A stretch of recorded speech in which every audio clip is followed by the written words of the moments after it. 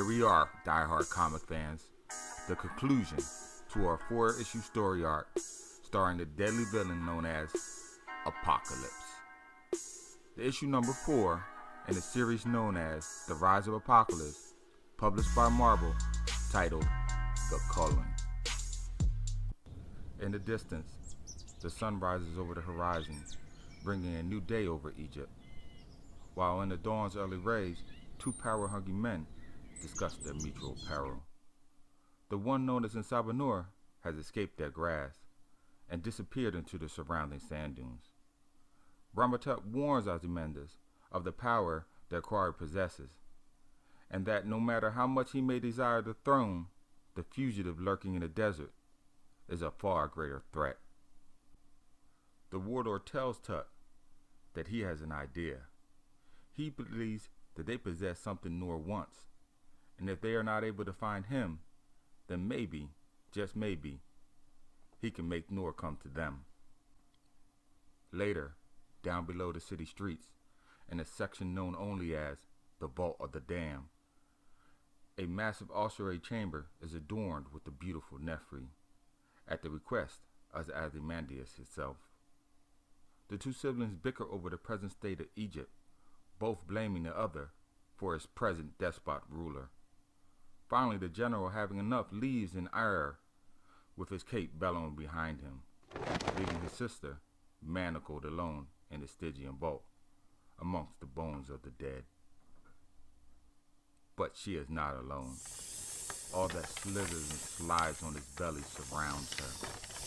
Finally, sensing Nefri's body heat, the serpents become drawn to her, and within minutes they coil around their prey's light body, posing, ready to strike. At her feet, though, a mound of writhing bodies undulates like swells in a current, until an anthropomorphic form emerges, freeing the captive of their writhing coil. Quickly, before he is discovered, Nsaba renders the chains bonding the captive asunder, then flees with the unwilling hostage, when out of nowhere a spear pierces his back, nearly impaling the captive. Landing in a heap of skeletons, Noor recognizes a body dumped there, discarded, just to be eaten by the rats. Enraged by the pharaoh's contempt for anyone but himself, the once scared fugitive arises to become the apex predator known as Apocalypse. With a feral ferocity, he dispatches the warlord's guards, leaving Ozymandias to quiver in fear. Even the woman he swam through a sea of serpents to free staggers back at his advance, rebuffing his affections towards her. She decides instead to seek refuge in the arms that had previously sought her harm. Once again, the warlord orders waves of shuttles and spears to bring down the mighty Colossus, putting his mettle to the test. As his berserker rage sets in, Apocalypse follows words echo in the recess of his mind. Survival of the fittest, and only the strong will survive. As the battle grows, so does its intensity, making Apocalypse large in size, busting through the roof of the Charner House tomb. Realizing now the futility of continuing the fight, Apocalypse flees into the night to discover the secret of the Sphinx, no more to be hunted by the powers of Egypt. At the coming of the next dawn, Ozymandias is found also searching out the secrets of the Sphinx for himself, but accidentally stumbles upon a battle between the Fantastic Four and Ramatut. Not wanting to get involved in their melee, he absconds down another corridor to discover the technology that gave the pharaoh his great power.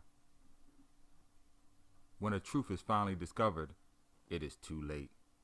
Apocalypse seizes him and turns the warlord into an unwilling servant for the ages to come.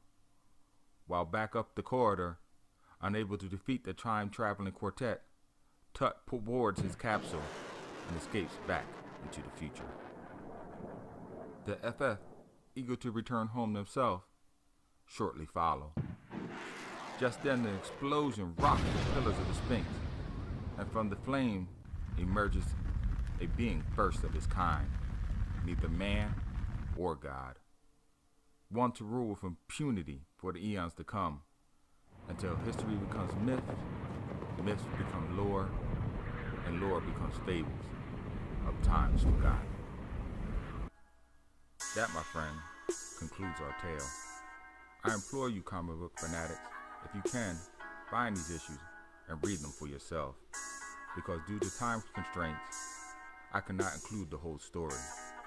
Also, drop a comment below on what you thought of this tale. I would love to hear from you. Please like, subscribe, and hit that bell icon so that you do not miss out on the next story arc. Until then, keep reading, my friends.